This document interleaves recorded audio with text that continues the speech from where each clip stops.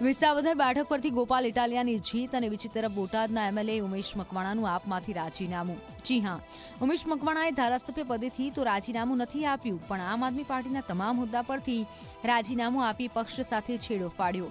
ઉમેશ મકવાણાનું કહેવું છે કે હું મારી જનતા વચ્ચે જઈને ધારાસભ્ય પદેથી રાજીનામું આપવા અંગે નિર્ણય લઈશ। ઉલ્લેખનીય છે, ઉમેશ મકવાણા છેલ્લા કેટલાય સમયથી નારાજ હતા, પાર્ટીના કાર્યક્રમમાં પણ ગેરહાજર રહેતા હતા।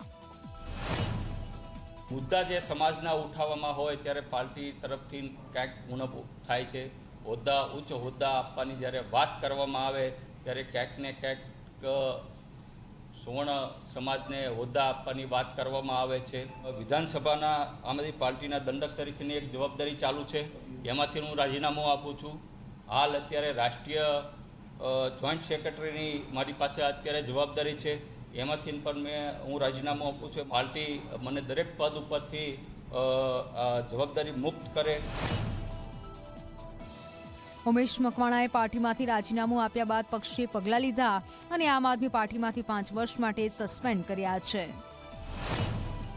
ભાજપ છે એમણે ઉમેશ મકવાણાને સાંધી લીધા છે અને પાર્ટી વિરુદ્ધ સતત એક્ટિવિટીઝ, એન્ટી પાર્ટી વિરુદ્ધ એક્ટિવિટીઝ કરવા માટે સતત ભાજપ છે એમણે પ્રયાસ કરાઈ રહી છે। ઉમેશ મકવાણાને પાર્ટી વિરોધી અને જનતા વિરોધી પ્રવૃત્તિઓ કરવા બદલ 5 વર્ષ માટે પાર્ટીમાંથી સસ્પેન્ડ કરવામાં આવે છે।